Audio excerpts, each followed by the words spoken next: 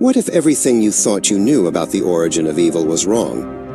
What if there was an ancient book, older than Christianity itself, that revealed the real story behind fallen angels, giants walking the earth, and forbidden knowledge that shaped human civilization? This is the Book of Enoch, a text so explosive, so controversial, that early church leaders made a shocking decision. They banned it from the Bible.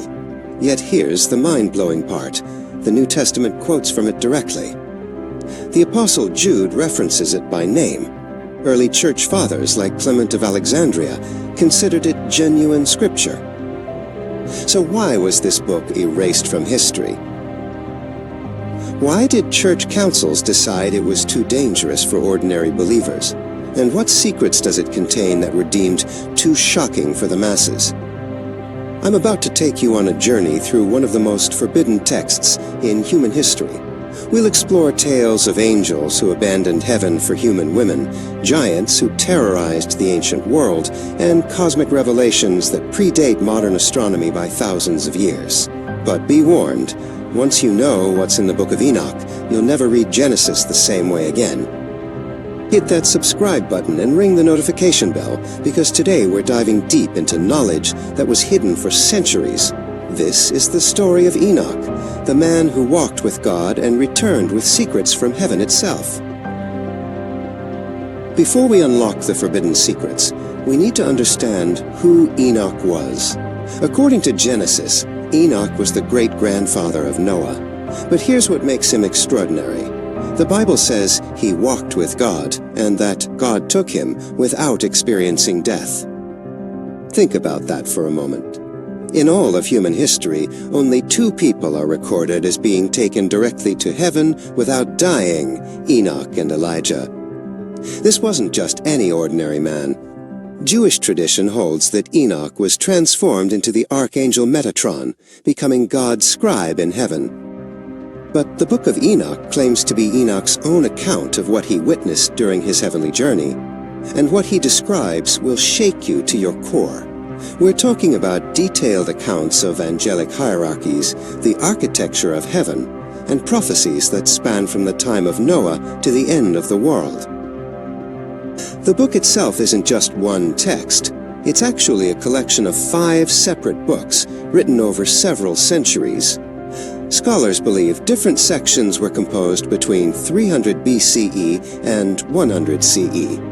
But here's the crucial point. These weren't obscure texts hidden in caves. They were widely read and revered in ancient Jewish and early Christian communities. The Ethiopian Orthodox Church still considers it canonical scripture. Fragments were found among the Dead Sea Scrolls, proving its importance to ancient Jewish communities. So why did it disappear from Western Christianity? The answer lies in the explosive content we're about to explore. Our story begins in the days before the Great Flood, when something unprecedented happened in the heavenly realms. According to the Book of Enoch, 200 angels looked down from heaven and made a decision that would change the course of human history forever. These weren't just any angels. They were called the Watchers, powerful beings assigned to observe humanity. But they became consumed with desire for human women. Led by their chief, Semjaza, they gathered on Mount Hermon, a real location you can visit today on the border between Israel, Lebanon, and Syria. Here's what makes this terrifying. They swore a binding oath, knowing they were about to commit the ultimate act of rebellion. They understood the consequences, but their desire was so overwhelming that they were willing to fall from grace. The book records their actual words. Let us all swear an oath, and all bind ourselves by mutual imprecations, not to abandon this plan, but to do this thing. Enoch even records their names. Semjaza, their leader; Azazel, who would teach warfare; Kokabel, who taught astrology; Ezekiel, who revealed cloud knowledge. These weren't abstract concepts.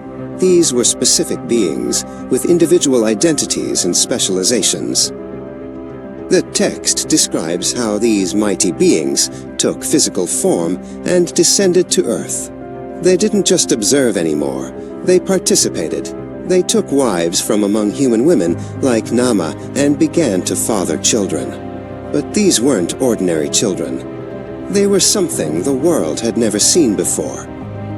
What happened next would corrupt the entire earth and force God himself to intervene.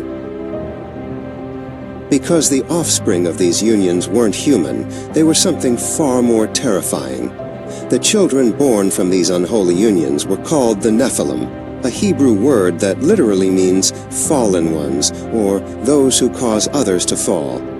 But the Book of Enoch gives us details about these beings that will chill you to the bone. These weren't just tall people. According to Enoch, some of these giants were 300 cubits in height. That's approximately 450 feet tall. Imagine beings taller than skyscrapers walking the earth. The book describes them as consuming everything in their path, devouring the produce of men until people could no longer sustain them. But it gets worse. When they had consumed all that humans could provide, the giants turned cannibalistic. The text says they began to sin against birds and beasts and reptiles and fish, and to devour one another's flesh. The earth itself groaned under their violence. Now, you might think this is just ancient mythology, but consider this. Giant skeletons have been reported throughout history. Native American tribes across North America have oral traditions about a race of giants. Ancient civilizations worldwide have legends of titans and giants. Could these be cultural memories of the Nephilim? The Book of Enoch suggests something even more disturbing. These beings were genetically corrupting not just humans, but all life on Earth. The text speaks of chimeras and hybrid creatures that violated the natural order.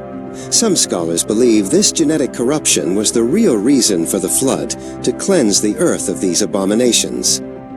But the giants weren't just physically destructive. They became warlords, establishing kingdoms of terror. They taught humans advanced warfare techniques, learned from their angelic fathers. The Book of Enoch describes a world where violence and corruption had become the norm, where the strong devoured the weak without mercy. The text personifies the earth itself as crying out to heaven. The earth made accusation against the lawless ones. This wasn't just moral corruption, it was environmental devastation on a scale that threatened all life. The very fabric of creation was being torn apart. But the giants weren't the only legacy of the Watchers. These fallen angels brought something to humanity that was never meant for mortal minds. Forbidden knowledge that would shape civilization itself. And what they taught mankind was both revolutionary and catastrophic. Azazel, one of the chief watchers, taught men to make swords, knives, shields, and coats of mail. Think about this. The book suggests that advanced metallurgy and warfare weren't human innovations. They were angelic technologies given to a species that wasn't ready for them.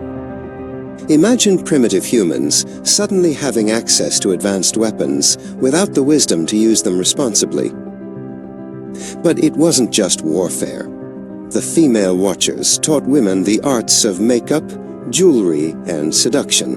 The text specifically mentions the beautifying of the eyelids and all kinds of costly stones and all coloring tinctures. Some interpret this as saying that vanity and materialistic obsession were also angelic corruptions. Kokabel revealed the mysteries of astronomy and astrology. Archaeology taught astrology. Akebiel exposed signs and omens. Tamiel taught astronomy. These weren't primitive observations. The Book of Enoch contains astronomical knowledge that rivals modern understanding. How could ancient peoples know about celestial mechanics unless they were taught by beings with superior knowledge? Perhaps most disturbing of all, Semjaza taught enchantments and root cuttings, what we might call magic and pharmacology. Armaros taught the resolving of enchantments. Penemuel taught the art of writing and the use of ink and paper. The suggestion is that even literacy itself might have been a gift from fallen angels. But here's the crucial point. This knowledge came with a terrible price. The Book of Enoch suggests that humanity wasn't spiritually or morally developed enough to handle these revelations. Advanced technology in the hands of primitive, violent humans led to unprecedented destruction. Sound familiar? Think about our own age. We have nuclear weapons, genetic engineering, artificial intelligence, incredible powers that could either elevate humanity or destroy it entirely. The Book of Enoch suggests this isn't the first time humanity has faced such a crossroads. According to the text, this corruption of human knowledge became so severe that heaven itself had to intervene. The cries of humanity reached the throne of God, and a terrible judgment was pronounced. What happened next represents one of the most dramatic divine interventions in all religious literature.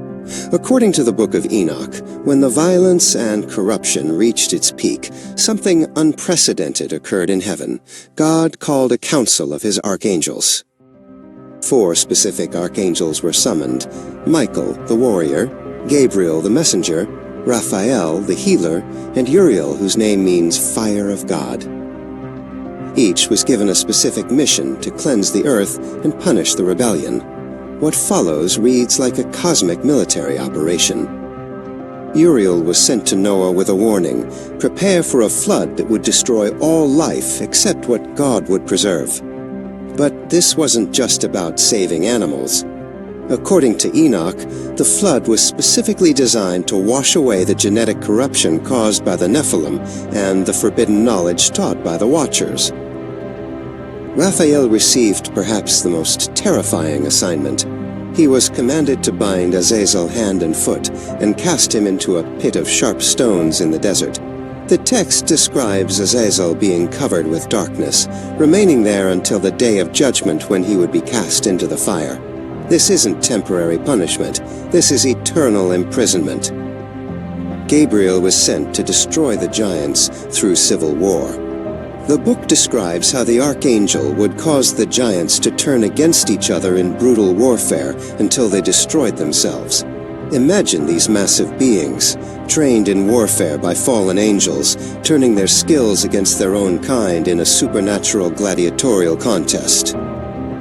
But Michael received the most comprehensive mission. He was to bind the Watchers themselves and imprison them in valleys of the earth for 70 generations. The calculation is precise.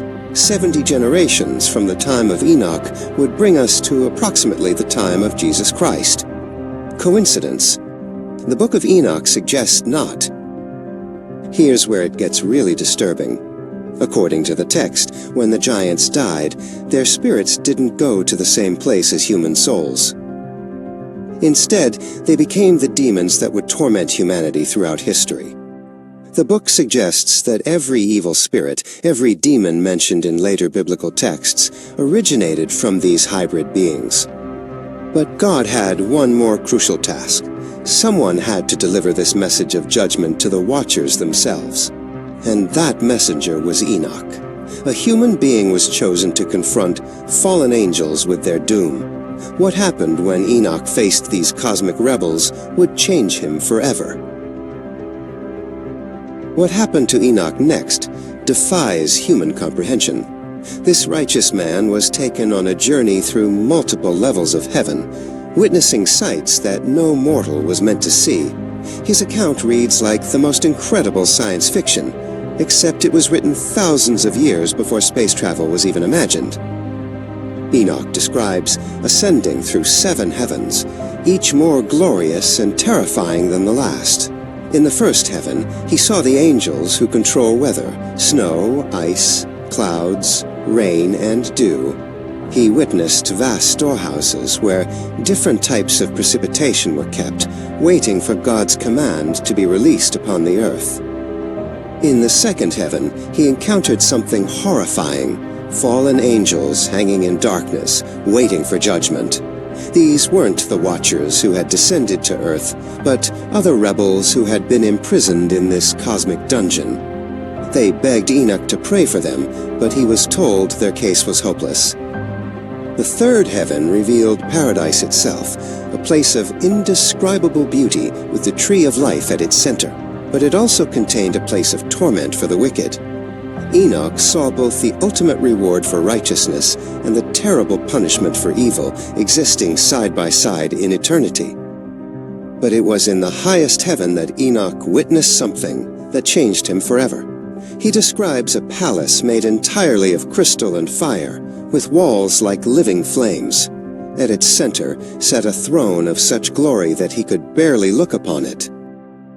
The being on that throne is described as the Great Glory, a vision of God himself that left Enoch speechless. Enoch was shown the heavenly library where every human action is recorded. He saw angels writing continuously, documenting every word, thought, and deed of every person who has ever lived. The concept of divine record-keeping that appears throughout religious literature finds its fullest expression in Enoch's visions. But God showed Enoch more than just the present. He was given visions of the future. He saw the coming flood, the eventual resurrection of the dead, and most remarkably, the coming of someone he called the Son of Man, a figure who would judge the nations and establish God's kingdom on earth. When Enoch returned from this journey, he was transformed. Some traditions say he had become partially angelic himself. He was given the mission to record everything he had seen and to warn humanity of the coming judgment. The Book of Enoch claims to be that record, a first-hand account of cosmic secrets revealed to one man. One of the most remarkable sections of the Book of Enoch is what scholars call the Astronomical Book. This isn't primitive skywatching. It's sophisticated astronomical knowledge that seems impossibly advanced for its time. What Enoch recorded about the movements of celestial bodies will astound you. Enoch describes the precise movements of the sun and moon through different portals or gates in the sky. He explains how the sun travels through 6 gates on the eastern horizon and 6 on the western, describing the changing of seasons with mathematical precision. This knowledge predates Greek astronomy by centuries. But here's where it gets revolutionary. Enoch presents a 364-day calendar system that perfectly divides into 52 weeks. This solar calendar was completely different from the lunar calendars used by neighboring civilizations. How did ancient peoples develop such a precise system without modern instruments? According to the text, this knowledge came directly from the archangel Uriel, who served as Enoch's heavenly guide through the cosmos.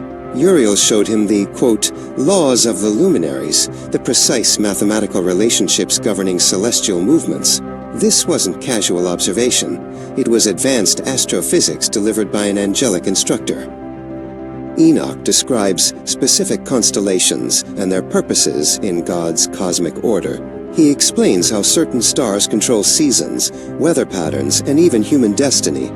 The level of detail suggests either incredibly advanced ancient astronomy or, as the book claims, direct revelation from heavenly beings. The text describes elaborate systems for controlling weather, different chambers for snow, ice, hail, and rain, each with specific angels in charge. While this might sound mythological, it presents a sophisticated understanding of meteorological cycles that wouldn't be matched by human science for millennia. Enoch even describes eclipses and other cosmic phenomena with startling accuracy. He explains how the moon's phases work and predicts celestial events. Some scholars believe his calendar system was so accurate that it was used by Jewish communities to calculate religious festivals for centuries. What makes this truly mind-blowing is how many of Enoch's astronomical observations align with modern scientific knowledge.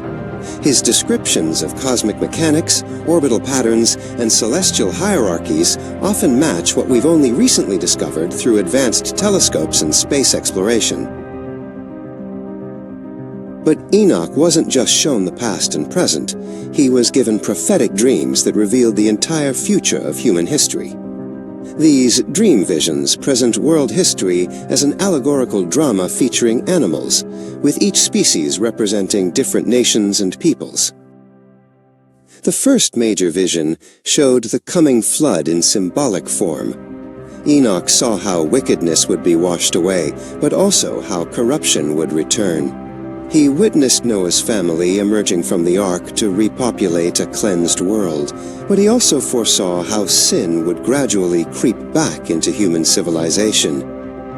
In the most elaborate vision, Enoch saw the people of Israel represented as sheep, while their oppressors appeared as various wild animals. The Egyptians were dogs, the Philistines were wolves, the Babylonians were eagles. This wasn't just poetic imagery, it was a coded history of Jewish persecution and survival. One of the most intriguing prophecies involves 70 shepherds who would be given power over the sheep, Israel, throughout history. These shepherds represent foreign rulers and empires that would dominate the Jewish people. Enoch saw each shepherd's actions being recorded, with some being judged for their cruelty. The climax of these visions shows the arrival of a white bull, representing the Messiah, who would transform all the animals back into white bulls, symbolizing the redemption of all nations. This messianic prophecy predates Jesus Christ by centuries, yet many early Christians saw it as a clear prophecy of his coming. Enoch's final vision shows the ultimate judgment of all beings, angels, humans, and demons. He sees the old heaven and earth being replaced by new ones, where righteousness reigns supreme. The parallels to the Book of Revelation are unmistakable, suggesting either direct influence or common source material. Throughout these visions, a figure called the Son of Man appears as the ultimate judge and ruler. This being sits on a throne of glory, judges the nations, and establishes eternal justice. Early Christians immediately identified this figure with Jesus Christ, seeing the Book of Enoch as a prophetic preview of the gospel message. Given all this incredible content, why did the Book of Enoch disappear from mainstream Christianity? The answer reveals a complex struggle within the early church about which texts should be considered authentic scripture. What happened to the Book of Enoch exposes the very human politics behind divine revelation. The early church fathers were divided. Clement of Alexandria quoted it as scripture. Tertullian defended its authenticity. The Epistle of Barnabas, once considered for the New Testament canon, treats it as authoritative. But by the 4th century, influential leaders like Jerome and Augustine began expressing doubts about its authenticity. Several theological issues made church leaders uncomfortable. First, the book seemed to give too much detail about angelic hierarchies and heavenly mysteries. Some felt it encouraged unhealthy speculation about things meant to remain hidden. Others worried it promoted a dualistic view of good and evil that minimized human responsibility. The book's association with various heretical groups didn't help its cause. Gnostic sects used passages from Enoch to support their beliefs about secret knowledge and the evil nature of the material world. Manichaeans cited it to defend their radical dualism. Church leaders began to see the book as a gateway to dangerous heresies. By the medieval period, scholars began questioning whether the historical Enoch could have written texts that seemed to reflect later Jewish theology and Greek philosophical concepts. The book appeared to contain anachronisms and historical details that suggested composition during the intertestamental period, not the antediluvian era. Christianity spread throughout the Roman Empire, church leaders wanted to establish a clear, manageable canon focused on the life and teachings of Jesus Christ. The Book of Enoch, with its elaborate angelology and complex apocalyptic visions, seemed like a distraction from the central gospel message. There were also practical concerns. The book's detailed descriptions of fallen angels and their activities could fuel superstition and fear among ordinary believers. Its emphasis on secret knowledge might create spiritual elitism. Church leaders preferred texts that promoted unity and orthodoxy rather than speculation and division. Some scholars suggest political motivations as well. As Christianity became the official religion of Rome, church leaders may have wanted to distance themselves from Jewish apocalyptic literature that predicted the overthrow of earthly kingdoms. The Book of Enoch's revolutionary themes might have seemed threatening to the new Christian, Roman establishment. For over 1,000 years, the Book of Enoch was virtually lost to the Western world. Then, in the 20th century, a series of archaeological discoveries would rock the scholarly world and force a complete reevaluation of this ancient text's importance. The discovery of the Dead Sea Scrolls at Qumran between 1946 and 1956 changed everything. Among the hundreds of texts found in those desert caves were multiple copies of the Book of Enoch in Aramaic, proving that Jewish communities in Jesus' time considered it important enough to preserve carefully. This wasn't fringe literature, it was mainstream Jewish reading. Meanwhile, scholars realized that the complete Book of Enoch had survived in Ethiopia, preserved by the Ethiopian Orthodox Church. European explorers like James Bruce brought copies back to the West in the 18th century, but it wasn't until the 20th century that serious translation work began. What they found amazed them. Modern scholars have identified numerous parallels between the Book of Enoch and New Testament texts. Jesus' use of the term Son of Man mirrors Enoch's messianic figure. Paul's references to angels and demons echo Enochic theology. The Book of Revelations imagery closely parallels Enoch's apocalyptic visions. The influence is undeniable. Archaeological discoveries have also supported some of Enoch's historical claims. Megalithic structures worldwide suggest advanced ancient engineering. Reports of giant skeletal remains, while controversial, continue to surface. Mount Hermon, where the Watchers allegedly gathered, remains a site of archaeological and religious interest. Perhaps most intriguingly, some of Enoch's astronomical and cosmological descriptions align remarkably with modern scientific discoveries. His understanding of celestial mechanics, his description of multiple heavens, and his knowledge of cosmic cycles seem impossibly advanced for ancient literature. This has led some researchers to propose radical theories about the book's origins. Today, the Book of Enoch has experienced a remarkable revival. It's widely available in translation, studied by biblical scholars, and embraced by various religious and spiritual movements. Some see it as suppressed truth, finally coming to light. Others view it as fascinating, ancient literature that illuminates the religious worldview of Jesus' time. The debate continues among scholars, theologians, and believers. Was Enoch a genuine prophet whose revelations were suppressed by institutional religion? Or is this sophisticated pseudepigraphic literature that, while valuable for understanding ancient Jewish thought, shouldn't be considered divine revelation? The answer may depend on your perspective on prophecy, revelation, and religious authority. Whether you view the Book of Enoch as literal history or symbolic literature, its themes speak powerfully to our contemporary world. The questions it raises about knowledge, power, and moral responsibility are more relevant today than ever before.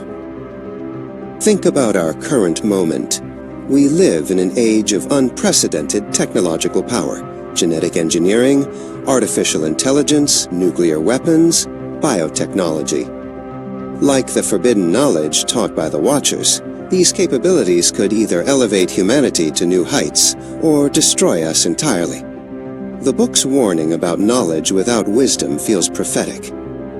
Enoch's description of giants consuming everything in their path, devouring the Earth's resources until nothing remained, eerily parallels our environmental crisis.